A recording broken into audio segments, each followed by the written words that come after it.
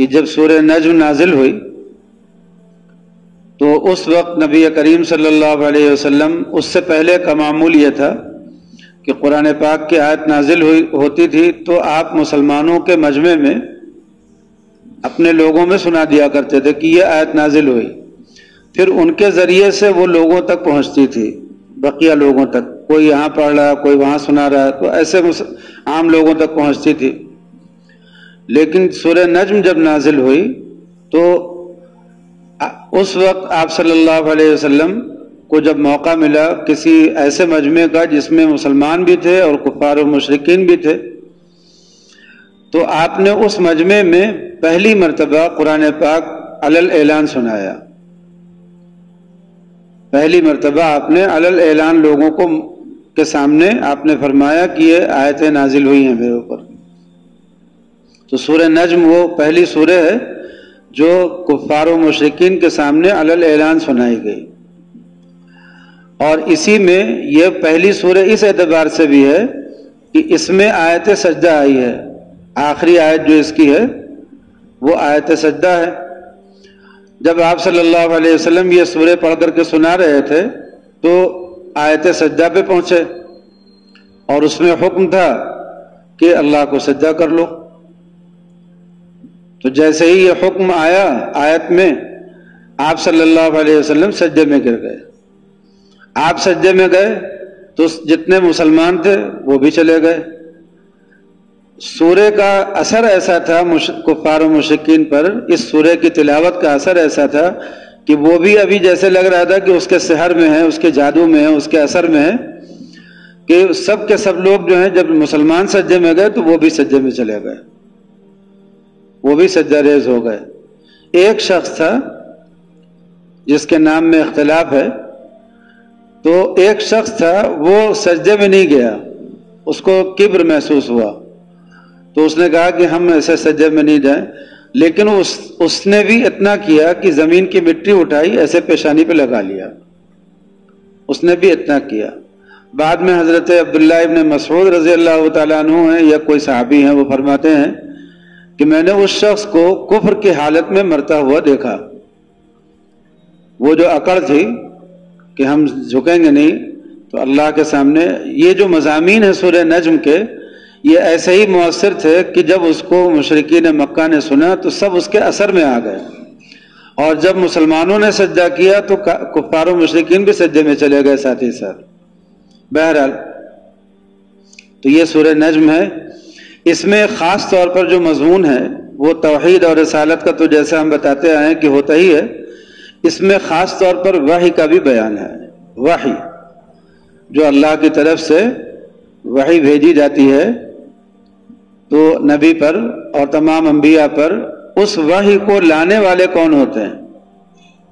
حضرت جبریل۔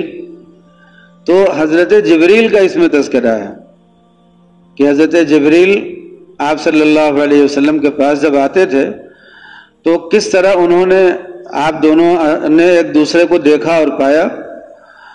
تو اس سورہ میں حضرت جبریل کا تذکرہ ہے، اس لیے کہ وحی میں جو پیغام آپ سناتے تھے لوگوں کو کہ اللہ کی طرف سے آیا ہے، تو ایک تو وحی کرنے والا ہے جس نے وحی بھیجی ہے، اور ایک وہ ہے جس کے پاس وحی بھیجی گئی ہے۔ وحی کے معنی ہوتے ہیں پیغام کے، تو ایک جس کے پاس وحی بھیجی گئی ہے اور ایک وحی کو لانے والا ہے، تو یہ تین لوگ ہو گئے نا۔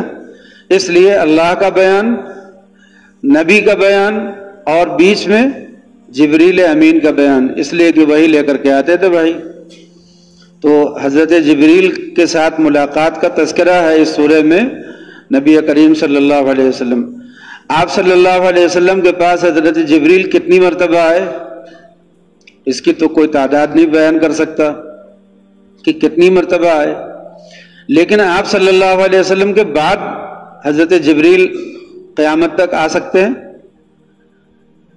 آ سکنے کو تو آ ہی سکتے ہیں، اللہ تعالیٰ بھیجیں، مگر حضرت جبریل جیسے ہی نبوت کا دروازہ بند ہوا ایسے ہی ان کا کام بھی ختم ہو گیا، تو اب وہ قیامت تک آنے والے نہیں ہیں۔ ہو سکتا ہے عیسیٰ علیہ السلام کے آنے پر وہ آ جائیں ان کے پاس، لیکن یہ انبیاء ہی کے پاس بھیجے جاتے ہیں اللہ کا پیغام خاص لے کر کے، اور اللہ کا جو پیغام ہے جو بندوں کے پاس بھیجا جاتا ہے یا جو مخلوق کے پاس بھیجا جاتا ہے وہ سب وحی کہلاتا ہے۔ اللہ کا پیغام جو اللہ کے بندوں کے پاس بھیجا جائے یا اللہ کی کسی بھی مخلوق کے پاس آئے وہ سب کا سب وحی کہلاتا ہے، پیغام ہے۔ وحی کے معنی کیا ہے؟ پیغام۔ اللہ تعالیٰ نے بہت سی جگہوں پہ فرمایا کہ ہم نے شہد کی مکھیوں کے پاس پیغام بھیج دیا، ہم نے موسیٰ کی ماں کے پاس پیغام بھیج دیا، وہ پیغمبر نہیں تھی، ہم نے وہاں پیغام بھیج دیا۔ تو اللہ کی طرف سے جو پیغام جاتا ہے اس کو کیا کہتے ہیں؟ وحی کہتے ہیں۔ یہ پیغام حضرت موسیٰ علیہ السلام کو لکھ کر کے دیا گیا تھا تختی پر۔ تورات جو ہے وہ تختیوں پر لکھ کر کے دیا جاتا تھا، آسمان سے تختیاں ہی نازل ہوتی تھی لکھی ہوئی۔ تو تورات لکھی ہوئی شکل میں آتی تھی۔ زبور جو ہے وہ دعائیں تھیں جو اللہ نے حضرت داؤد علیہ السلام کو وحی کی تھی۔ تو پوری زبور مکمل ایک طرح سے اللہ کے ساتھ دعاؤں کا ایک سلسلہ ہے۔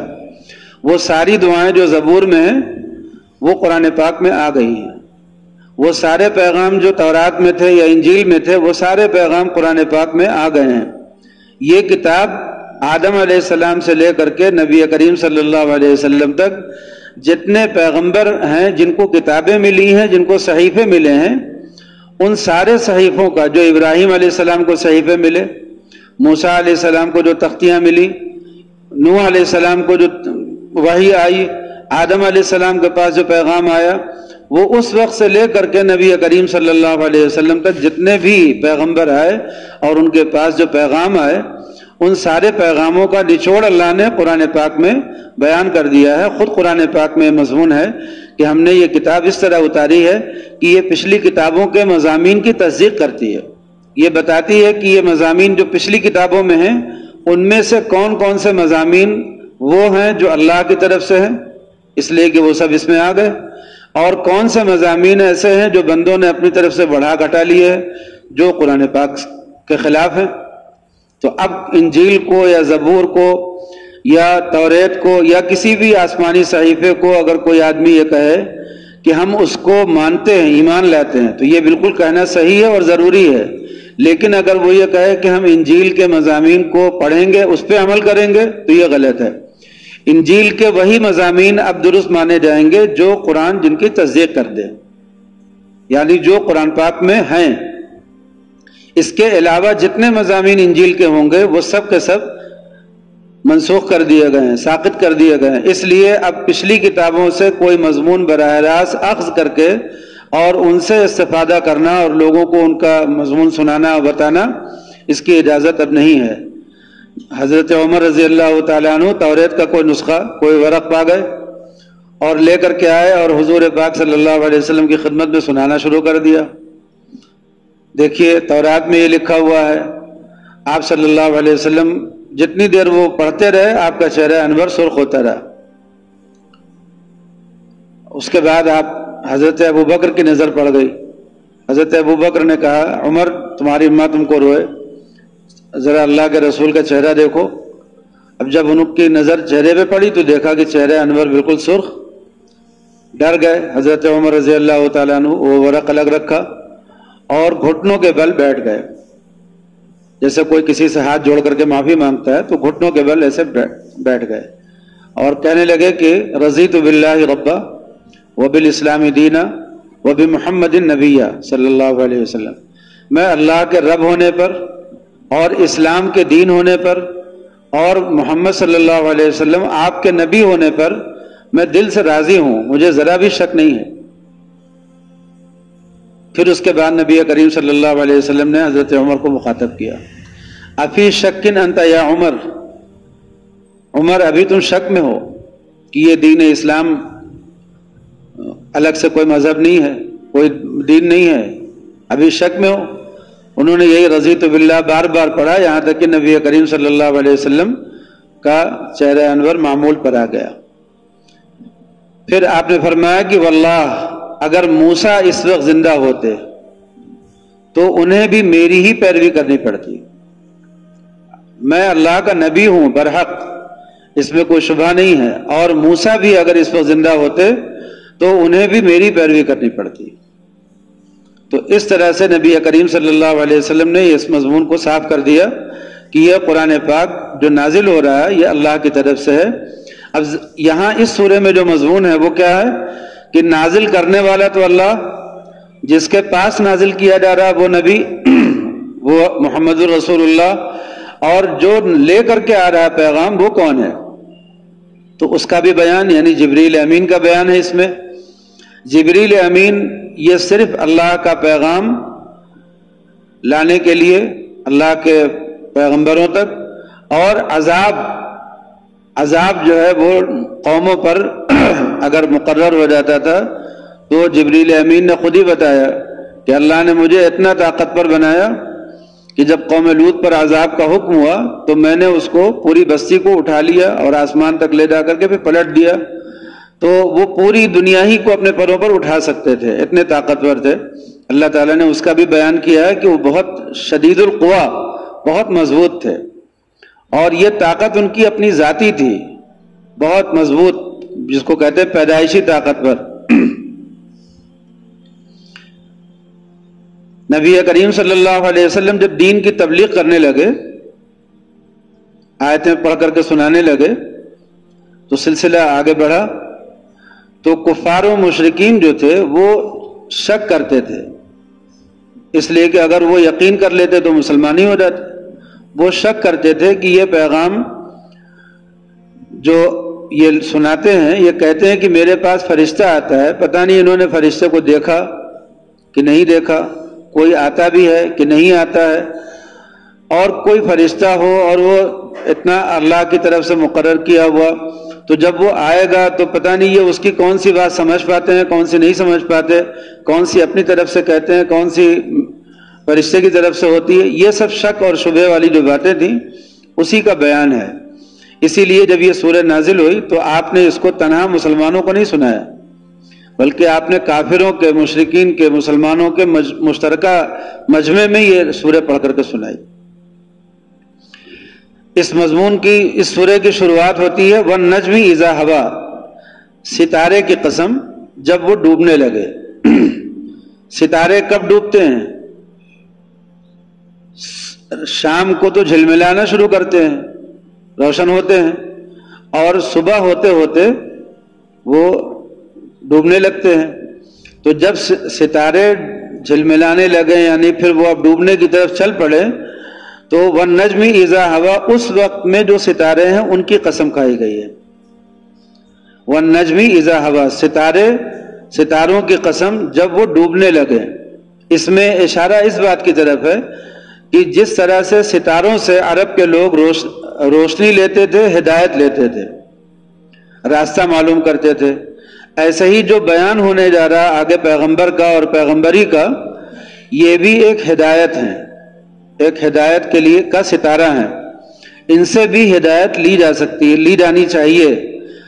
اور ڈوبنے کا تذکرہ اس لیے ہے کہ ستارے بھی کوئی مستقل اپنی ذات میں نہیں ہیں، جیسے سورج اپنی ذات میں مستقل نہیں ہے، ڈوب جاتا ہے، چاند اپنی ذات میں مستقل نہیں ہے، ڈوب جاتا ہے، ستارے بھی اپنی ذات میں مستقل نہیں ہیں، ڈوب جاتے ہیں۔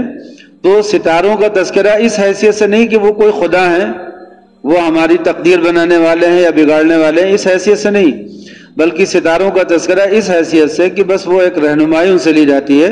لوگ، عرب کے لوگ ستاروں سے اپنے راستے کی سمت کا اندازہ لگاتے تھے۔ وہی عرب کے لوگ جب دنیا میں پھیلے، صحابہ جو ہیں جب دنیا کے مختلف ملکوں میں گئے تو انہوں نے ان ملکوں میں مسجدیں بنائی، ہر ملک میں گئے اور ہر ملک میں مسجد بنائی انہوں نے۔ ہندوستان میں بھی صحابہ ہی کے زمانے میں مسجد بن گئی تھی، تو جس ملک میں بھی انہوں نے مسجد بنائی اس مسجد کا رخ بالکل سیدھا رکھا قبلے کی طرف۔ اس زمانے میں کون سا آلہ ایجاد ہوا تھا جس سے کعبہ کی طرف کا جو رخ ہے وہ نہیں گڑبڑ ہونے پایا ان سے؟ ایک تو ہوتا اندازہ لگانا، تو ایسے بھی ہو سکتی تھی مسجد، ایسے بھی ہو سکتی تھی، لیکن 1400 سال پہلے انہوں نے دنیا بھر کے ملکوں میں، الگ الگ ملکوں میں مسجدیں بنائی، اور ان مسجدوں کا رخ بالکل سیدھا کعبہ کی طرف ہے۔ یہ انہوں نے کس قوت سے کیا؟ ان کو ستاروں سے راہ لینے کا اندازہ تھا، وہ بالکل اس چیز کا اندازہ لگا لیتے تھے۔ ابھی بھی اس زمانے میں جب سائنس ترقی کر گئی اور ہر چیز کے آلات ایجاد ہو گئے، تو ایک مولانا سمیر الدین صاحب ہیں، انگلینڈ میں رہتے ہیں، مولانا سمیر الدین صاحب قاسمی، وہ رؤیت ہلال میں بڑی اچھی ان کی پکڑ ہے۔ جب چاند اگتا ہے جس وقت، تو وہ بتا دیتے ہیں کہ چاند اس وقت اگا ہے، آج کہاں کہاں دکھ سکتا ہے، آج کہاں نہیں دکھے گا، ایک مشینی جو ایک اندازہ ہوتا ہے، تو وہ بتا دیتے ہیں کہ چاند کا جو اگنے کا وقت ہے وہ یہ ہے، تو اب ہندوستان کے مطلع پر کب دکھے گا، عرب کے مطلع پر کب دکھے گا، دنیا کے کس مطلع پر وہ کب دکھے گا، دکھنے کے قابل ہوگا۔ تو مولانا سمیر الدین قاسمی صاحب کو اس میں بڑی مہارت ہے، تو وہ کبھی کبھی اس کی بھی تفصیل بھیج دیتے ہیں، کہتے ہیں کہ آج 2 بجے ہندوستان میں اگر سورج جو ہے وہ کعبہ کے بالکل محاذات میں ہوگا، تو بتا دیتے ہیں کہ اگر آج 2 بجے سورج کی روشنی دیکھ لی جائے، یعنی کھڑے ہو جائے اس طرح سے سورج کو، تو یہ پتہ چل جائے گا کہ کعبہ کس رخ پر ہے، بالکل اسی کی سیدھ میں۔ انہوں نے کہا کہ کعبہ کی سیدھ میں اس وقت سورج ہے، تو جہاں سے بھی کھڑے ہو کر کے دیکھیں گے، وہ جگہ بھی بتا دیتے ہیں کہ کتنے ملکوں کے لیے یہ پیغام ہے، کہ ان ملکوں کے لوگ اندازہ لگا سکتے ہیں کہ ان کی مسجد کا جو سمت ہے قبلہ، وہ صحیح ہے کہ نہیں صحیح ہے، رخ صحیح ہے کہ نہیں سورج سے۔ تو سورج سے اندازہ لگا لیتے ہیں، چاند سے اندازہ لگاتے ہیں، ستاروں سے اندازہ لگاتے ہیں۔ سمت کا اندازہ پہلے لوگ لگاتے تھے، تو ستاروں سے صحراؤں میں، جب صحرا میں بھٹک جاتے تھے، اب دن کا سفر ہو تو اس میں آدمی سورج سے اندازہ لگا سکتا ہے پورا پچھم کا، اتر دکن کا، لیکن اگر رات میں ہو، اور صحرا میں سفر زیادہ تر لوگ رات میں کرتے تھے، اس لیے کہ دن میں جو ہے ریت تپتی تھی تو اس میں سفر مشکل ہوتا تھا، تو رات میں وہ ستاروں سے اندازہ لگا لیتے تھے کہ رخ کیا ہے، کس طرف ہے، کدھر جانا ہے، کدھر ہمیں پہنچنا ہے۔ ورنہ صحراؤں میں راستہ بھی نہیں ہوتا، تو آدمی وہاں ایسا بھٹکتا ہے کہ اس کو کسی طرف راستہ نہیں ملتا، مر ہی جاتا ہے۔ لیکن اگر کسی کو ستاروں کی چال پتہ ہو تو پھر اس کو سمت کا اندازہ ہو جاتا ہے، اور پتہ چل جائے گا کہ کہاں نکل جائیں گے، کتنی دور پہ۔ بہرحال تو والنجم اذا ہوا، اس میں جو قسم کھائی گئی ہے ستاروں کی، ستاروں سے مراد مطلق ستارے بھی ہو سکتے ہیں، اور وہ ثریا ستارہ جو ہے، جو ایک پوری جماعت ہے ستاروں کی، وہ بھی مراد ہو سکتا ہے۔ جب بہت گہرے ستاروں کا تذکرہ ہوتا ہے، بہت اونچائی پر جو ہے، تو ثریا کہتے ہیں نا اس کو، تو ثریا ستاروں کا بھی تذکرہ مراد ہو سکتا ہے، اس لیے کہ نجم کا اطلاق ثریا پر بھی ہوتا ہے اور مطلق ستاروں کو بھی کہا جاتا ہے، اس کی جمع نجوم آتی ہے۔ اللہ تعالیٰ نے قرآن پاک میں ستاروں کا بیان بہت اہمیت سے کیا ہے۔ ایک جگہ فرماتے ہیں فلا اقسم بمواقع النجوم، میں قسم کھاتا ہوں، اللہ تعالیٰ خود فرماتے ہیں میں قسم کھاتا ہوں ستاروں کے واقع ہونے کی، ستاروں کے جو مدار ہیں ان کی۔ آپ جانتے ہیں نا کہ یہ جو دنیا کا مدار ہے یہی بہت بڑا ہے، سورج کے گرد گھومتی ہے یہ دنیا، اور سورج کے گرد جو سیارے ہیں، 11 سیارے جو بھی ہیں، 9 سیارے ہیں، 11 سیارے ہیں، تو جو سورج کے نظام شمسی کے تحت جو چلنے والے سیارے ہیں، ان کے علاوہ جو ستارے ہیں وہ ہم سے بہت دور ہیں، بہت دور ہیں۔ تو قرآن پاک میں اللہ تعالیٰ نے ستاروں کا بیان کیا اور یہ فرمایا کہ میں قسم کھاتا ہوں ستاروں کے مدار کی، بمواقع النجوم۔ پھر آگے فرماتے ہیں وَإِنَّهُ لَقَسَمٌ عَظِيمٌ لَوْ تَعْلَمُونَ، وَإِنَّهُ لَقَسَمٌ لَوْ تَعْلَمُونَ عظیم، اور یہ بہت بڑی قسم ہے اگر تم جان لو اس کو۔ تو اس کا کیا مطلب ہوا کہ اگر تم اس کا علم تمہیں حاصل ہو جائے کہ ستاروں کا جو مدار ہے وہ ایک بہت بڑی کائنات ہے، تو سمجھ جاؤ گے کہ ہم نے کتنی بڑی بات کی قسم کھائی ہے قرآن پاک میں۔ تو والنجم میں ایک وہ ستارے ہیں جن کا ہم مشاہدہ کرتے ہیں، ان میں بھی وہ ستارے جو سب سے زیادہ دور نظر آتے ہیں، سب سے زیادہ جو ہم سے دور ہیں، جن کو ثریا کہا جاتا ہے۔ تو ان ستاروں کا بیان تو ہے ہی، آپ تصور میں لائیے کہ ان ستاروں کا مدار کیا ہوگا۔ آپ جانتے ہیں نا کہ سارے ستارے حرکت میں ہیں، سارے ستارے جتنے ہیں وہ سب کے سب متحرک ہیں, چل رہے ہیں, اپنی جگہ بدلتے رہتے ہیں, ایک مدار ہے ان کا, وہ اس مدار پہ گھومتے رہتے ہیں. تو جب سورج کا اور چاند کا اور یہ جو نظام شمسی کے تحت رہنے والے جو سیارے ہیں, جب ان کا مدار اتنا بڑا ہے تو ستاروں کا مدار کتنا بڑا ہوگا, اس کا تصور کیجئے. تو اللہ تعالیٰ نے قرآن پاک میں فَلَا أُقْسِمُ بِمَوَاقِعِ النُّجُومِ, میں قسم کھاتا ہوں ستاروں کے مدار کی, اور یہ بہت بڑی قسم ہے اگر تم جان لو. وَإِنَّهُ لَقَسَمٌ لَوْ تَعْلَمُونَ عَظِيمٌ, یہ ایک بہت بڑی قسم ہے اگر تم جان لو. إِنَّهُ لَقُرْآنٌ کریم, اتنی بڑی قسم کھانے کے بعد اللہ تعالیٰ نے فرمایا کہ یہ قرآن کریم ہے, یہ قرآن ایک معزز قرآن ہے. لا یمسہ الا المطہرون, اس کو صرف پاکیزہ لوگ ہی چھوتے ہیں, یعنی پاکیزہ فرشتے ہی اس کو لے کر کے آئے ہیں, بیچ میں کسی کا دخل اس میں نہیں ہوا ہے. ایسا نہیں ہوا کہ کوئی شیطان آ کر کے اس میں سے کچھ لے لے, کوئی شیطان اس میں اپنی طرف سے کچھ گھٹا بڑھا دے, ایسا نہیں ہوا.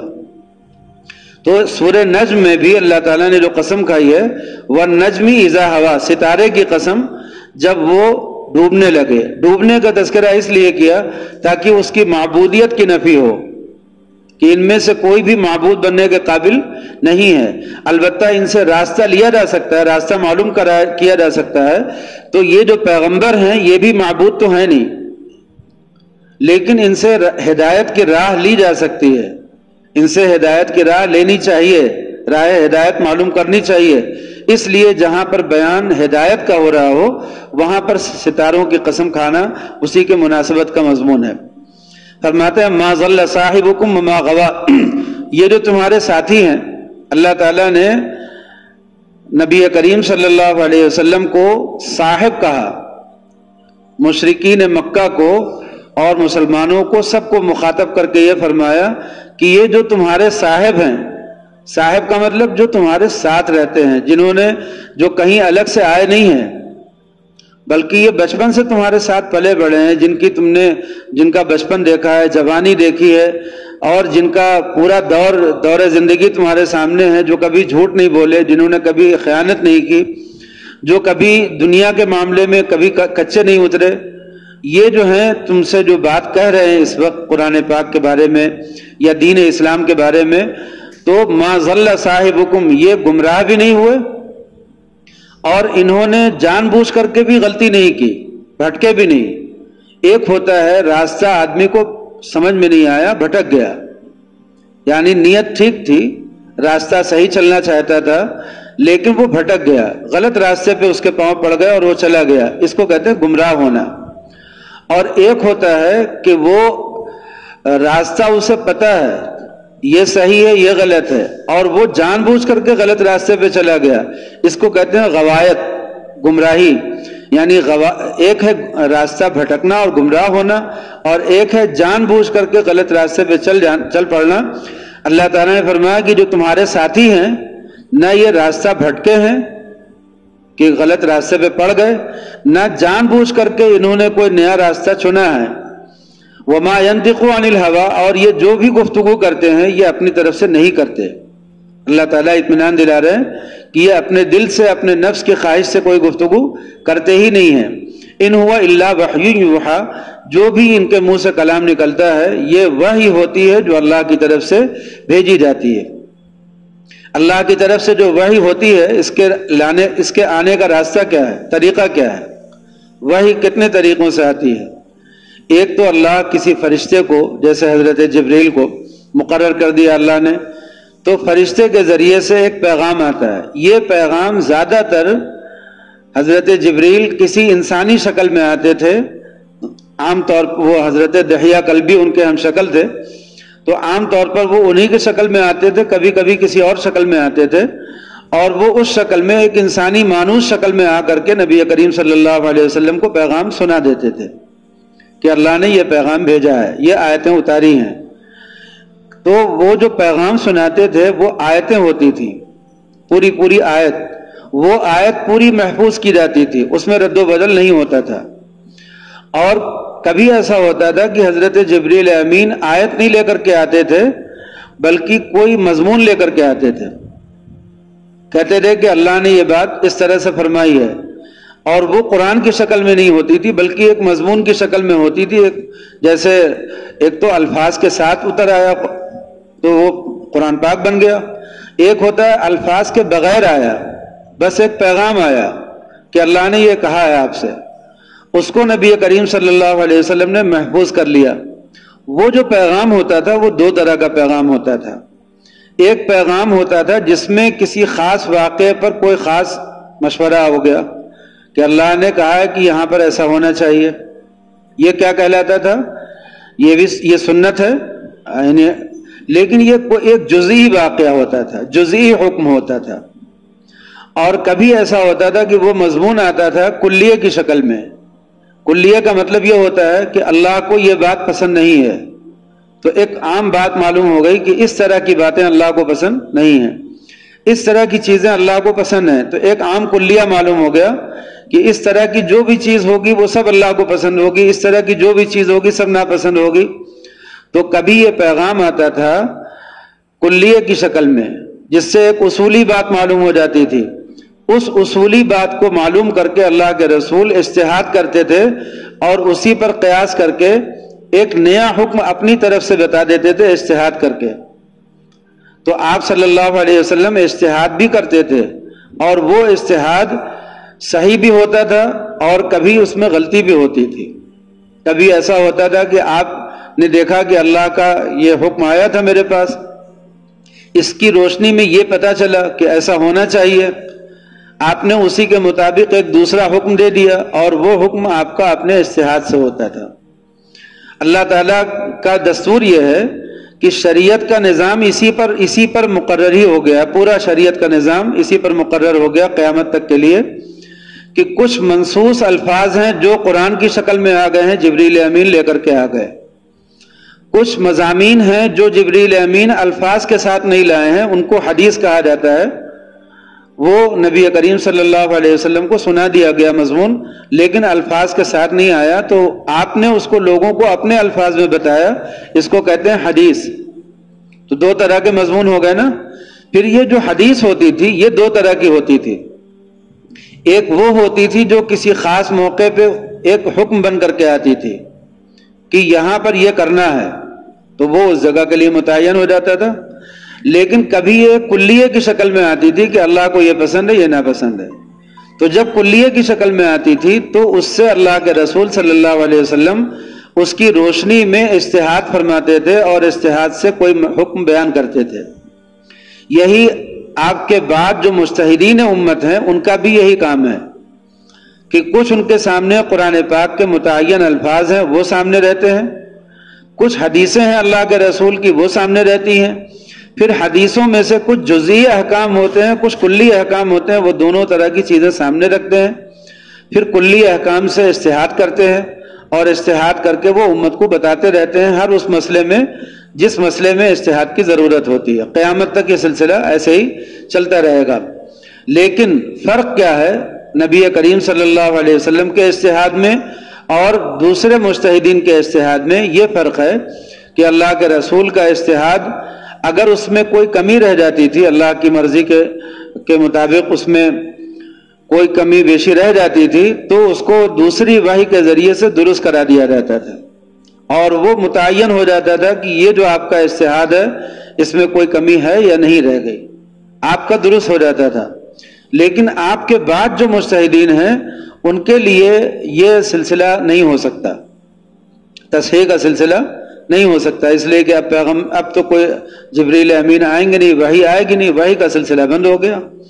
تو اب جو مجتہدین اجتہاد کرتے ہیں اور قیامت تک کرتے رہیں گے یہ لوگ اجتہاد، یہ جو اجتہاد کرتے ہیں اس میں احتمال ہوتا ہے اس بات کا کہ ان کا اجتہاد صحیح ہو تو نجات کا ذریعہ بنے گا، اور یہ بھی احتمال ہے کہ وہ اجتہاد غلط ہو لیکن وہ غلط اجتہاد بھی نجات کا ذریعہ بنے گا. نبی کریم صلی اللہ علیہ وسلم نے اس کی وضاحت فرما دی کہ جب کوئی مجتہد قرآن و سنت میں اجتہاد کرے گا تو اگر وہ اجتہاد کر کے صحیح نتیجے پہ پہنچا، صحیح رائے نکال لی اس نے، تو اس کو دوہرا اجر ملے گا، ایک کوشش کرنے کا، اجتہاد کرنے کا اور ایک صحت تک پہنچنے کا. اور اگر کوئی مجتہد غلطی پر ہوگا، اس سے غلطی ہو جائے گی، تو بھی اسے اجر ملے گا اس بات کا کہ اس نے کوشش تو کی، اللہ کے رسول کی مراد تک پہنچنے کی کوشش تو کی، پہنچ نہیں پایا لیکن پھر بھی اجر ملے گا اسے۔ اور اس بات سے اطمینان ہو گیا کہ جو لوگ مجتہد کے اجتہاد کے پیچھے رہتے ہیں، چاہے وہ اجتہاد صحیح ہو چاہے اس اجتہاد میں غلطی ہو، جو کسی مجتہد کے پیچھے چلتے ہیں وہ لوگ راہ حق پر ہیں، نجات یافتہ ہیں، ان کو شبہے میں نہیں رہنا چاہیے۔ حضور پاک صلی اللہ علیہ وسلم نے صحابہ کی ایک جماعت کو بھیجا، آپ نے فرمایا کہ تم لوگ وہاں جاؤ، تبلیغ کے لیے بھیج رہے تھے، آپ نے فرمایا کہ فلاں بستی میں جاؤ اور عصر کی نماز تم لوگ وہیں پڑھنا، یہ آپ نے فرما دیا کہ تم لوگ عصر کی نماز وہاں پہنچ کر کے پڑھنا۔ راستے میں عصر کی نماز کا وقت تنگ ہونے لگا، یہ جو صحابہ کی جماعت تھی ان میں اختلاف ہو گیا۔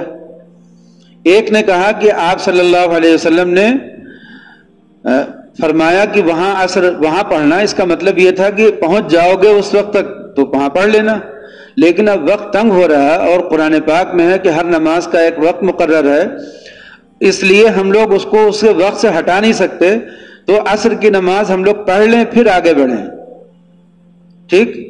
دوسری جماعت نے کہا کہ نہیں، نماز کا وقت تو مقرر ہے، وہ تو آگے پیچھے نہیں ہو سکتا، مگر شارع تو آپ ہی ہیں، شریعت تو آپ ہی بیان کرتے ہیں، جب آپ نے کہہ دیا کہ عصر وہاں پڑھنا تو اس کا مطلب ہے کہ آج کے دن کے لیے ہماری عصر کا وقت مؤخر ہو گیا ہے، اب ہمیں عصر وہیں چل کر کے پڑھنا ہوگا۔ دیکھیے فرق ہو گیا نا، اللہ کے رسول کی بات کو سمجھنے میں فرق ہو گیا۔ ایک نے کہا کہ آج عصر کا وقت مؤخر ہو گیا ہے، آج اگر ہم لوگ راستے میں نہیں پڑھیں گے، وہاں چل کر کے پڑھیں گے، قضا ہو جائے گی تو گناہ نہیں پڑے گا۔ دوسرے نے کہا کہ نہیں، عصر کا وقت مؤخر کیسے ہو سکتا ہے، وہ تو قرآن پاک میں ہے کہ اپنے وقت پر ہی نماز پڑھنی ہے۔ اللہ کے رسول کی مراد یہ تھی کہ تم لوگ وہاں تک پہنچ جاؤ گے، نہیں پہنچ پائے تو ہم لوگ راستے ہی میں پڑھ لیں، یہ اختلاف ہو گیا۔ تو اختلاف کے بعد اب دیکھیے دونوں جماعتوں میں سے ایک جماعت نے وہیں پڑھ لیا اور ایک جماعت نے وہاں جا کر کے پڑھا، اس نے کہا کہ ہماری نماز عصر کی آج راستے میں ہوگی ہی نہیں، اگر ہم یہاں پڑھیں گے تو ہماری عصر مانی ہی نہیں جائے گی، آج ہمیں عصر وہیں پڑھنا ہے۔ اب یہ لوگ پہنچے، جا کر کے عصر پڑھ لی، اس کے بعد آئے، آ کر کے جب سفر سے واپس لوٹے تو اللہ کے رسول صلی اللہ علیہ وسلم کی خدمت میں دونوں نے اپنا اپنا مسئلہ رکھا، آپ صلی اللہ علیہ وسلم مسکرائے اور آپ نے فرمایا کہ سب ٹھیک تھا، دونوں نے ٹھیک کیا، دونوں کی آپ نے تائید کر دی۔ اس سے معلوم ہوا کہ اجتہادی مسائل میں اگر امام ابو حنیفہ رحمۃ اللہ علیہ کی ایک اجتہادی رائے ہے اور امام شافعی رحمۃ اللہ علیہ اس کے خلاف کہتے ہوں، امام احمد بن حنبل اس کے خلاف کہتے ہوں، اور کوئی شخص امام ابو حنیفہ کی رائے کی اتباع کرے، اتفاق ایسا ہے اللہ کی نظروں میں، اب یہ تو ہمیں معلوم نہیں کہ اللہ کی نظروں میں صحیح کیا ہے غلط کیا ہے، اس لیے کہ اب تو وہی آئے گی نہیں۔ امام ابو حنیفہ کی رائے غلط بھی ہو سکتی ہے، صحیح بھی ہو سکتی ہے، اگر صحیح ہوگی تو امام ابو حنیفہ کو تو 2 اجر ملے گا اور ہم بھی معذور ہوں گے، اس لیے کہ ہم بھی صحیح پر عمل کر رہے ہیں۔ اور اگر امام ابو حنیفہ رحمۃ اللہ علیہ کی رائے وہ غلط ہوگی تو رائے غلط ہوگی نا، اس پر عمل غلط نہیں ہوگا، اس لیے ان کے لیے بھی اور ہمارے لیے بھی سب کے لیے اس رائے پر عمل کرنا جائز ہے اور اس کی اتباع اور پیروی کرنا درست ہے، اور اللہ اور اس کے رسول کی نظروں میں یہ دونوں لوگ صحیح ہیں، جو راجح پر عمل کر رہے ہیں جو اپنے نزدیک وہ بھی صحیح ہیں، اور جو اس کے دوسرے قول پر عمل کر رہے ہیں وہ بھی صحیح ہے۔ اس لیے امام ابو حنیفہ رحمۃ اللہ علیہ کے ماننے والوں میں، امام شافعی کے ماننے والوں میں، امام احمد بن حنبل کے ماننے والوں میں، امام مالک کے ماننے والوں میں، اور ایسے ہی اس زمانے کے جتنے مجتہدین ہیں ان سب کے ماننے والوں میں کبھی بھی یہ لڑائی جھگڑا اختلاف نہیں ہوتا تھا، سب ایک دوسرے کے پیچھے نماز پڑھ لیا کرتے تھے۔ امام شافعی رحمۃ اللہ علیہ جب امام ابو حنیفہ رحمۃ اللہ علیہ کے وطن پہنچے تو انہوں نے اپنے احباب سے کیا فرمایا، انہوں نے کہا کہ ہم یہاں پہ رفع یدین نہیں کریں گے، رفع یدین نہیں کیا انہوں نے۔ شاگردوں نے کہا کہ آپ کی تحقیق ہے کہ رفع یدین کرنا چاہیے، زیادہ صحیح ہے۔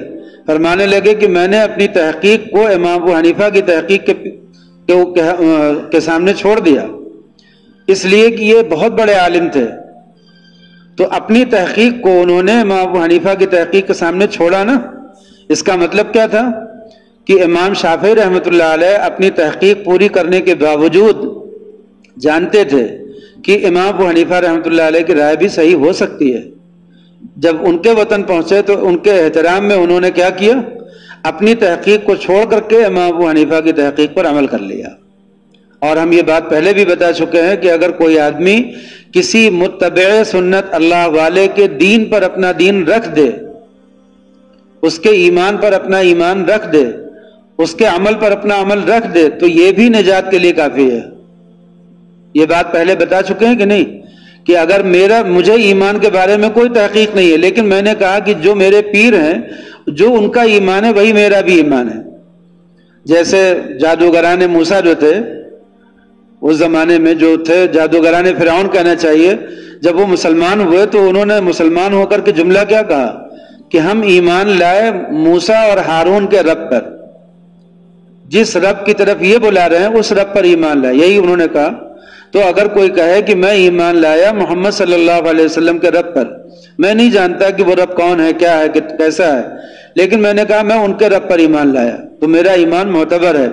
ایسے ہی اگر میرا کوئی پیر ہے اور وہ پیر بھروسے کا ہے، اور میں نے کہا کہ جو ان کا رب وہی میرا رب، جو ان کا دین وہی میرا دین، جو ان کا ایمان وہی میرا ایمان، تو یہ ایمان بھی معتبر ہے اللہ کی نظروں میں.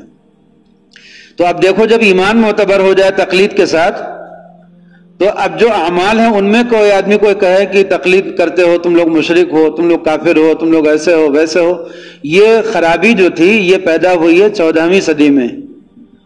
یہ خرابی 100 سال پہلے پیدا ہوئی ہے. اس سے پہلے جو لوگ تھے وہ اس طرح کی حرکتیں نہیں کرتے تھے کہ اپنے پہلے لوگوں کو برا بھلا کہیں، امام ابو حنیفہ کو گالی بکیں، امام شافعی کو گالی بکیں، ایسا نہیں کرتے تھے.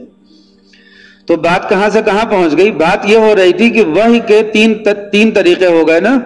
ایک وحی ہوتی تھی الفاظ کے ساتھ جو قرآن بن جاتی تھی، اور ایک وحی ہوتی تھی بغیر الفاظ کے کسی مضمون کے ساتھ. تو یہ وحی حدیث بنتی تھی، اور اس میں بھی دو طرح کی ہوتی تھی. ایک صریح حکم ہوتا تھا کہ یہ کرو یہ نہ کرو، اس کو جزئی کہتے ہیں، اور ایک ہوتا تھا کلیہ، کہ ایک اصول آ جاتا تھا کہ اس کی بس اللہ کو یہ پسند یہ ناپسند. ان اصولوں کی روشنی میں اللہ کے رسول اجتہاد فرماتے تھے، اور اگر اجتہاد میں کوئی غلطی ہو جاتی تھی تو فرشتے کے ذریعے سے، وحی کے ذریعے سے اس کو درست کرا دیا جاتا تھا. یہ نظام تھا وحی کا. اب وحی کتنی شکلوں سے آتی تھی.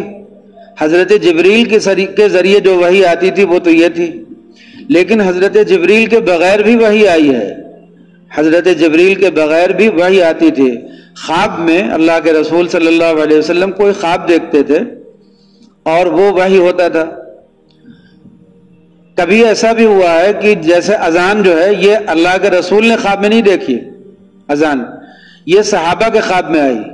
اور ایک صحابی آئے آ کر کے کہنے لگے کہ اللہ کے رسول ہم نے خواب میں یہ دیکھا. مشورہ ہو رہا تھا صحابہ کے ساتھ اللہ کے رسول مشورہ کر رہے تھے کہ جب نماز کے لیے لوگوں کو بلانا ہو تو کیا کرنا چاہیے. تو کسی نے کہا کہ ناقوس بجانا چاہیے، وہ جو بجاتے ہیں نا وہ سنگ بجاتے ہیں، تو کسی نے کہا کہ ناقوس بجانا چاہیے، کسی نے کہا کہ ڈھول پیٹنا چاہیے، کسی نے کہا کہ کچھ اور طریقہ بتایا کہ ایسے کرنا چاہیے. اس وقت تک دستور یہ تھا کہ ایک آواز لگانے والا آواز لگا دیتا تھا الصلاۃ جامعہ، کسی ٹیلے پہ چڑھ کر کے کوئی کہہ دیتا تھا الصلاۃ جامعہ، تو سب کے سب لوگ اکٹھا ہو جاتے تھے. اللہ کے رسول کو کبھی نماز نہیں بھی پڑھانی ہوتی تھی، کوئی دین کی بات سنانی ہوتی تھی، تب بھی یہی اعلان ہو جاتا تھا الصلاۃ جامعہ، بس سب لوگ اکٹھا ہو جاتے تھے اور آپ لوگوں کو مضمون سنا دیا کرتے تھے. تو ایک طریقہ تو وحی کا یہ ہوتا تھا کہ جبریل امین لے کر کے آ جائیں پیغام. ایک طریقہ یہ ہوتا تھا کہ آپ صلی اللہ علیہ وسلم کے دل پر القاء ہو جائے بیداری کی حالت میں. اور ایک طریقہ یہ ہوتا تھا کہ خواب میں آپ دیکھ لیتے تھے، خواب میں کوئی مضمون آتا تھا. اور ایک طریقہ یہ ہوتا تھا کہ کبھی کوئی وحی آتی تھی صحابہ کے خواب میں، جیسے یہ اذان والا، کہ آپ صلی اللہ علیہ وسلم نے صحابہ سے مشورہ کیا کیا ہونا چاہیے، پھر آپ نے فرمایا کہ ٹھیک ہے کل اس پر بات ہوگی. اب صحابہ چلے گئے، رات میں سب لوگ سوئے، صبح اٹھ ایک صحابی اپنی چادر گھسیٹتے ہوئے، بالکل اپنی لنگی گھسیٹتے ہوئے، اے اللہ کے رسول میں نے یہ خواب دیکھا کہ کوئی فرشتہ ہے اور وہ آ رہا ہے اور وہی کہہ رہا ہے کہ یہ ہو جائے، اللہ اکبر اللہ اکبر، اشہد ان لا الہ الا اللہ، اشہد ان محمد رسول اللہ، یہ کلمات۔ ابھی ایک صحابی اپنی بات سنا کر کے پورے ختم ہی کی تھی، دوسرے صحابی آ گئے، اے اللہ کے رسول میں نے خواب دیکھا کہ اس طرح کا ایک مضمون، یہی اذان والا پورا جملہ انہوں نے بھی سنا دیا۔ آپ نے فرمایا کہ دیکھو اللہ تعالیٰ نے تمہارے دلوں پر اپنا جو منشا تھا وہ تمہارے دلوں پر القاء کر دیا کہ نماز کے لیے بلانے کے لیے یہ کلمات کہے جائیں، تو وہ صحابہ کے دل پر وحی آئی اور اس وحی کے ذریعے اذان ثابت ہوئے۔ اسی طرح سے بہت سے مضامین تھے، تو مختلف طریقوں سے وحی آئی ہے۔ یہاں پر جو بیان ہو رہا ہے وہ حضرت جبریل کا ہو رہا ہے۔ وَالنَّجْمِ إِذَا هَوَىٰ، ستارے کی قسم جب وہ گرنے لگے، ڈوبنے لگے، مَا ضَلَّ صَاحِبُكُمْ، تمہارے جو ساتھی ہیں یہ نہ راستے سے بھٹکے ہیں اور نہ انہوں نے جان بوجھ کر کے گمراہی اختیار کی ہے۔ جو کچھ یہ کہتے ہیں اپنے دل کی خواہش سے نہیں کہتے، بلکہ یہ ایک وحی ہوتی ہے جو ان کو وحی کی جاتی ہے۔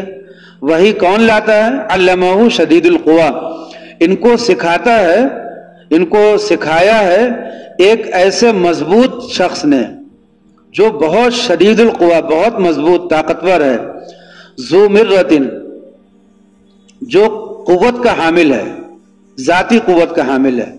یہ اس لیے بیان کرنا پڑا کہ وہ جو وحی لا رہا ہے کمزور ہے، راستے میں شیطانوں نے اس کو دبوچ لیا، اس سے چھین لیا، تو وہ ایسا نہیں ہے، وہ طاقتور ہے، وہ بہت مضبوط ہے اور اس کی طاقت کے سامنے کسی کی طاقت ٹھہرنے والی نہیں ہے۔ علمہ شدید القویٰ، اس کو سکھایا ایک بہت مضبوط قوہ والے نے جو اندرونی طاقت سے بھرپور ہے۔ فاستویٰ، پھر وہ اپنی حالت پر ہو گیا جبکہ وہ افق اعلیٰ پر تھا۔ یہ کیا قصہ ہے؟ اس کا قصہ یہ ہے کہ نبی کریم صلی اللہ علیہ وسلم نے حضرت جبریل کو اپنی اصلی شکل میں نہیں دیکھا تھا۔ جب وحی پہلی آئی ہے اقرا بسم ربک الذی خلق، تو وہ بھی ایک انسان کی شکل میں آئے تھے، دبوچا تھا، اور اس کے بعد بھی جب وہ وحی لے کر کے آتے تھے تو کسی شکل میں، انسانی مانوس شکل میں آتے تھے۔ تو جو پہلی وحی آئی تھی اسی میں آپ صلی اللہ علیہ وسلم گھبرا گئے تھے، اور آپ گھر میں آئے اور آپ نے فرمایا کہ مجھے چادر اڑاؤ، چادر اڑاؤ، گھبراہٹ ہو رہی ہے بہت۔ اور اس کے بعد پھر حضرت تسلی ملی۔ اس وقت میں قرآن پاک کی سورہ نازل ہوئی تھی نا، یا ایھا المزمل، اے چادر اوڑھنے والے، کمبلی اوڑھنے والے اٹھیے۔ تو وہ جو ایک حکم تھا وہ تو آیا ہی تھا یا ایھا المزمل کا۔ اس کے بعد کچھ مدت گزری کہ وحی بند ہو گئی، اور وحی بند ہونے کی وجہ وہی ہوئی کہ جو مشرکین آئے اور انہوں نے آ کر کے سوال کیا کہ ہمارے ان سوالوں کا جواب دیے۔ یہود نے ان کو بھیجا تھا سکھا کر کے کہ یہ سوال کرو، اصحاب کہف کون ہے، ذوالقرنین کون ہے۔ تو اس طرح کے جو 2-3 سوالات تھے، کہنے لگے کہ بتائیے۔ تو آپ نے فرمایا کہ میں کل جواب دوں گا، اور انشاءاللہ کہنا رہ گیا۔ تو اللہ تعالیٰ کی طرف سے وحی رک گئی۔ یہ جو وحی رکی تھی اس کو فترت کا زمانہ کہتے ہیں۔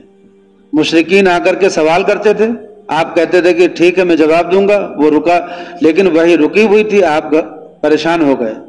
اس زمانے میں اتنے پریشان ہو گئے تھے نبی کریم صلی اللہ علیہ وسلم کہ آپ نے خود ہی بیان فرمایا اس کو۔ آپ نے فرمایا کہ میری حالت یہ ہو گئی تھی کہ تڑپتے تھے اور وحی کے انتظار میں کہ جلدی وحی آ جائے، میں مشرکین کو جواب دے کر کے فارغ ہو جاؤں۔ اور مشرکین طنز کرنے لگے، کہنے لگے کہ ان کے رب نے ان کو چھوڑ دیا۔ وہی آیت نازل ہوئی تھی، ما ودعک ربک وما قلی، کہ آپ کے رب نے آپ کو چھوڑا نہیں ہے، تسلی دی تھی نا۔ تو وہ مشرکین کہنے لگے تھے کہ ان کے رب نے ان کو چھوڑ دیا، اب ان کی وحی بند ہو گئی، ان کا شیطان ساتھ دینے سے انکار کر گیا، ہٹ گیا، اس طرح کی باتیں کرنے لگے تھے۔ آپ صلی اللہ علیہ وسلم کے اوپر وہ دور بہت بھاری پڑا۔ لیکن اس زمانے میں آپ نے فرمایا کہ میری کیفیت یہ تھی کہ کبھی کبھی ایسا ہوتا تھا کہ میں کسی پہاڑ کے ٹیلے پر جاتا تھا تو سوچتا تھا کہ میں وہاں سے کود جاؤں، بس جی چاہتا تھا کہ قدم اٹھاؤں اور کود جاؤں۔ لیکن اسی وقت میں اچانک ایک مانوس سی آواز آتی تھی کہ نہیں، آپ کے رب نے آپ کو چھوڑا نہیں، گھبرائیے نہیں، گھبرائیے نہیں، صبر سے کام لیجئے، ہمت سے کام لیجئے۔ ایک مانوس سی آواز آتی تھی، وہ حضرت جبریل تھے۔ جو وہاں پر انسانی شکل میں نہیں آتے تھے، بس صرف ایک آواز کی شکل میں آتے تھے اور آ کر کے تسلی دیتے تھے کہ گھبرائیے نہیں، آپ کی آزمائش ہو رہی، امتحان ہو رہا، آپ صبر سے کام لیجئے، ہمت سے کام لیجئے۔ خیر وہ فترت کا زمانہ دور ہوا، نبی کریم صلی اللہ علیہ وسلم کے پاس جبریل امین ظاہر ہوئے۔ آپ نے فرمایا تھا کہ میں تمہیں تمہاری اصلی شکل میں دیکھنا چاہتا ہوں، انسانی شکل میں تو دیکھتے ہی تھے، فرمایا میں تمہیں اصلی شکل میں دیکھنا چاہتا ہوں۔ تو جبریل امین اس وقت اپنی اصلی شکل میں ظاہر ہوئے، اور وہ اصلی شکل کیا تھی؟ مشرق کی طرف جو افق ہوتا ہے، تو افق کا ایک نچلا حصہ ہوتا ہے جہاں سے سورج ایسے نکل رہا ہوتا ہے، ایک اسی کا اوپر کا حصہ ہوتا ہے، جب جو سورج جو ہے کچھ نیزے بلند ہو جائے تو جو اوپر کا حصہ ہوتا ہے، جو آدمی کہیں سے بھی کھڑے ہو کر کے دیکھتا ہے، اچانک دیکھا آپ صلی اللہ علیہ وسلم نے کہ وہ بھر گیا، بالکل اس نے سورج کو جیسے ڈھانپ لیا ہو اور ایسے بھرنا شروع ہوا، پر کی طرح سے ظاہر ہونا شروع ہوا، اور وہ ظاہر ہوتا ہوتا پھیلتا چلا گیا، یہاں تک کہ اتنا بڑا ہو گیا کہ مغرب تک چلا گیا۔ وہ پروں کا سلسلہ جو تھا وہ مغرب تک چلا گیا، 600 پر ظاہر ہوئے، اور آپ صلی اللہ علیہ وسلم کے اوپر اس کی ایک ہیبت طاری ہوئی، اتنی ہیبت طاری ہوئی کہ آپ بے ہوش ہو گئے۔ جب بے ہوش ہوئے تو حضرت جبریل نے اپنے پروں کو سمیٹا، پھر وہ انسانی شکل میں قریب آئے، قریب آنے کے بعد پھر وہ اور قریب آئے اور آ کر کے آپ کے اوپر جھک گئے اور آپ کو تسلی دی۔ پھر ہوش میں آیا، آپ نے دیکھا کہ میرے اوپر کوئی جھکا ہوا ہے انسانی شکل میں، تب جا کر کے تھوڑی ڈھارس بنی، تسلی ہوئی۔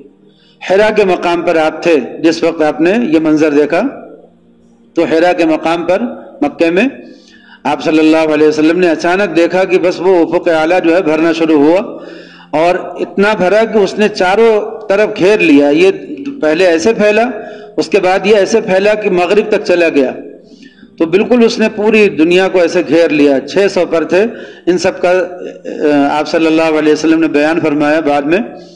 تو جب آپ بے ہوش ہوئے اور پھر ہوش میں آئے تو حضرت جبریل نے اس وقت جو بات کی وہی اسی کا بیان ہے یہاں پر، کہ وہ ہوا ذو مرۃ، کہ وہ ایک بہت طاقتور، ایک مضبوط فرشتے، اور وہ افق اعلیٰ میں ایسے پھیل گئے، پھر اس کے بعد برابر ہوئے، پھر قریب آئے، پھر اور قریب آئے، اور کتنے قریب آ گئے؟ فکان قاب قوسین او ادنی، پھر وہ 2 کمان یا اس سے بھی کم درجے کے قریب ہو گئے۔ 2 کمان یہ ایک محاورہ بھی ہو سکتا ہے بہت قریب ہونے کا، اور عرب کا ایک دستور بھی تھا کہ جب 2 لوگ آپس میں بہت اختلاف ہو پھر صلح کر لیتے تھے، لڑائی ختم کر لیتے تھے، صلح کرتے تھے، تو یہ اپنی کمان اور وہ اپنی کمان دونوں کو لے کر کے ایسے کھڑے ہو جاتے تھے۔ جو کمان کا جو لکڑی والا حصہ ہوتا ہے وہ اپنی طرف کر لیتے تھے، اور جو تانت والا حصہ ہوتا تھا وہ سامنے والے کی طرف کر لیتے تھے۔ پھر وہ اپنی کمان ایسے ہی کر لیتا تھا، دونوں اپنی کمان کو ایسے لا کر کے ملا دیتے تھے، یعنی دونوں کی تانت والا حصہ ایسے مل جاتا تھا اور دونوں کی لکڑی والا حصہ ان کے سینے کی طرف ہوتا تھا، ایسے ملاتے تھے۔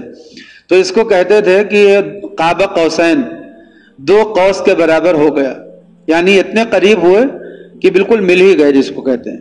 یہ کسی سے صلح کرنے کا یا ملنے کا یا قریب ہونے کا، ایک دوسرے کے نزدیک آنے کی ایک پہچان ہوتی تھی کہ بہت قریب آ گئے۔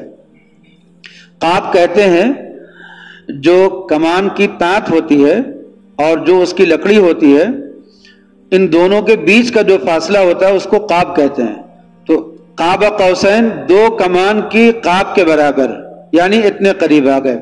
تو جبریل امین بہت قریب آئے، پھر اللہ تعالیٰ نے فرمایا کہ پھر اس سے بھی زیادہ قریب ہے، فکان قاب قوسین او ادنی، اور اس سے بھی زیادہ قریب آ گئے، جھکے آپ کے اوپر، تسلی دی۔ تو اوحا، اس طرح اللہ نے اپنے بندے کے پاس پیغام بھیجا، جو کچھ بھیجا، جو اللہ نے وحی بھیجی وہ یہ پیغام تھا۔ وہ پیغام کیا تھا؟ یا ایھا المدثر، سورہ مدثر نازل ہوئی اس موقع پہ۔ یا ایھا المدثر قم فانذر وربک فکبر وثیابک فطہر، کہ اے مدثر اٹھ جائیے آپ اور اپنے قوم کو ڈرائیے چل کر کے، اور آپ اپنے رب کی تکبیر بیان کیجئے، اس طرح سے اپنے کپڑوں کو پاک کیجئے، فَأَوْحَىٰ إِلَىٰ عَبْدِهِ مَا أَوْحَىٰ، پھر اللہ نے اپنے بندے کے پاس وحی بھیجی، جو کچھ بھی اس نے وحی بھیجی۔ مَا كَذَبَ الْفُؤَادُ مَا رَأَىٰ، دیکھو نبی کے دل نے جو کچھ دیکھا اس میں اس نے جھوٹ نہیں کہا۔ اس مضمون کو سمجھنے کے لیے اَفَتُمَارُونَهُ عَلَىٰ مَا يَرَىٰ، تو پھر کیا تب بھی تم لوگ شبہ کرتے ہو ان باتوں پر جن کو نبی دیکھ رہے تھے؟ نبی جن کو دیکھتے ہیں کیا تب بھی تم شبہ کرتے ہو؟ ہوتا یہ تھا کہ مشرکین مکہ جو ہے وہ وحی کے سلسلے پر اور حضرت جبریل کے امین کی آمد پر اس طرح کے سوالات کرتے تھے، تو آپ صلی اللہ علیہ وسلم نے جب یہ منظر لوگوں کو بیان کیا کہ جبریل امین اس طرح آئے اور یہ باتیں ہوئیں اور یہ ہوا، یہ منظر ہوا، تو اس سے وہ بات ختم ہو گئی کہ ان کے پاس کوئی آدمی آتا ہے آ کر کے پیغام سناتا ہے۔ اسی مضمون کو ختم کرنے کے لیے اللہ تعالیٰ نے اَفَتُمَارُونَهُ عَلَىٰ مَا يَرَىٰ، کیا پھر بھی تم ان میں شک کرتے ہو جو کچھ یہ دیکھتے ہیں؟ تو یہ ایک واقعہ ہے حضرت جبریل امین کی زیارت کا اور پورے مشاہدے کا۔ دوسرا واقعہ ان کا کب کا ہے؟ دوسرا واقعہ ہوا جب معراج میں آپ صلی اللہ علیہ وسلم تشریف لے گئے، تو وہاں پر سدرۃ المنتہا جو ہے وہ یہ سمجھ لیجئے کہ اللہ کے اور اللہ کی مخلوق کے درمیان جو پیغام ہوتے ہیں ان پیغام رسانی کا ڈاکخانہ ہے، اس کو آپ سمجھ لیجئے سدرۃ المنتہا۔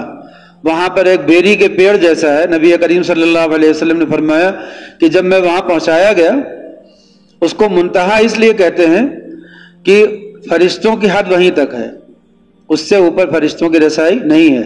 تو جب سدرۃ المنتہا پر آپ صلی اللہ علیہ وسلم پہنچے تو آپ نے دیکھا کہ وہاں پر ایک بیری کے درخت جیسا کوئی بہت بڑا درخت تھا، اور اس پر سونے جیسے چمکدار کچھ پتنگے تھے، بہت زیادہ تھے، بے انتہا تھے۔ اس کے بارے میں روایات میں آتا ہے کہ فرشتوں نے درخواست کی تھی، جو دوسرے آسمانوں کے فرشتے تھے، کہ ہم اللہ کے رسول کی زیارت کرنا چاہتے ہیں، اس لیے کہ وہ فرشتے تو اپنے آسمانوں پہ مقید ہیں، ان کو تو زمین پر آنے کی اجازت نہیں ہوتی۔ تو انہوں نے درخواست کی تھی، تو ان کو اجازت ملی تھی کہ وہ تم لوگ آؤ، آ کر کے زیارت کرو اور چلے جاؤ۔ تو جو بیری کے درخت پر پتنگوں جیسے چمکدار، سونے جیسے چمکدار جیسے دکھے وہاں پر، وہ ایک روایت کے مطابق وہ فرشتے تھے جو آ رہے تھے، جا رہے تھے، بالکل پروانے کی طرح لگاتار آ رہے تھے اور جا رہے تھے، اور یہ سلسلہ قائم تھا۔ یہ سدرۃ المنتہا جہاں پر یہ بیری کا درخت ہے، 7ویں آسمان پر عرش کے نیچے اس کا مقام ہے، اور وہیں پر جنت الماوا بھی ہے۔ یعنی جتنے انسانوں کو اللہ تعالیٰ اپنی جنت میں ٹھہرائیں گے، وہ جنت بھی اسی کے پاس ہے۔ اسی لیے یہ جو موجودہ سیارے جو ہمیں اپنی آنکھوں سے نظر آتے ہیں، ستارے، ان کو یہ سمجھنا کہ یہ جنت ہوں گے، یہ غلط ہے۔ جنت بن چکی ہے، جہنم بن چکی ہے، لیکن جنت کہاں ہے اور جہنم کہاں ہے؟ زیادہ تر علماء کا اور محدثین کا قول یہ ہے کہ یہ جو جنت ہے، یہ تو جنت وہاں پر ہے سدرۃ المنتہا کے پاس، اور عرش کے نیچے 7ویں آسمان پر، تو 7ویں آسمان پر ہے۔ بعض روایات میں ہے کہ یہ سدرۃ المنتہا 6 آسمان پر ہے، لیکن اس کی علماء نے توجیہ کی ہے کہ وہ سدرۃ المنتہا اتنا بڑا درخت ہے کہ اس کی شاخیں اور اس کے جو چیزیں ہیں، اس سے متعلقات جو اس کی جڑیں ہیں، وہ 6 آسمان سے لے کر کے 7ویں آسمان تک پھیلی ہوئی ہیں، تو اس لیے دونوں میں کوئی اختلاف والی بات نہیں۔ بہرحال تو جب وہاں پر جبریل امین کی زیارت ہوئی ہے نبی کریم صلی اللہ علیہ وسلم کو، تو وہ بھی اپنی اصلی شکل میں تھے اس وقت، بہت بڑے پیمانے پر وہ دیکھا آپ نے کہ اپنے سارے پروں کے ساتھ اور مشاہدہ ہوا۔ تو حضرت جبریل امین کا 2 مرتبہ مشاہدہ ہوا، ایک معراج میں ہوا اور ایک دنیا میں ہوا جب فترت کا زمانہ ختم ہوا اور حضرت جبریل اس وقت ملنے کے لیے آئے۔ یہ 2 مرتبہ زیارت ہوئی پوری۔ اس کے علاوہ باقی جبریل امین سے کی زیارت آپ کی ہمیشہ انسانی شکل میں ہوئی ہے۔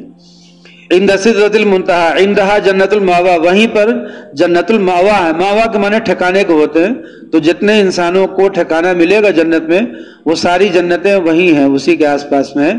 اذ یغشی السدرۃ ما یغشی، یہ بیان ہے اس کا، وہ جو پتنگے جیسے، پروانے جیسی چیزیں جو ہیں وہ پوری ڈھانپ رہی تھیں اس کو، پیڑ کو، جب کہ چھائی ہوئی تھیں اس وقت اس بیر کے درخت پر وہ چیزیں چھائی ہوئی تھیں جو بھی اس پر چھائی ہوئی تھیں۔ وہ کیا تھی؟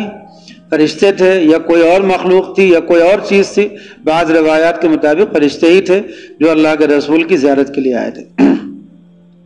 ما زاغ البصر وما طغى، نبی کی آنکھوں نے نہ وہاں چکرائیں اور نہ حد سے آگے بڑھی. سدرۃ المنتہا پر اللہ کے نبی نے جو کچھ دیکھا، اللہ تعالیٰ فرما رہے ہیں کہ دیکھو جب نئی نئی چیزیں سامنے آتی ہیں تو ایک کمزور طبیعت کا آدمی چکرا جاتا ہے، سمجھ ہی میں نہیں آتا کیا دیکھیں کیا نہ دیکھیں. لیکن سدرۃ المنتہا پر اللہ کے رسول صلی اللہ علیہ وسلم کی مضبوطی کا یہ عالم تھا کہ جس چیز کے دیکھنے کی اجازت تھی وہی دیکھا، اور جس چیز کے دیکھنے کی اجازت نہیں تھی اس طرف نظر اٹھا کر کے بھی نہیں دیکھا. اتنا زیادہ قابو تھا اس وقت اللہ کے رسول کو اپنے اوپر.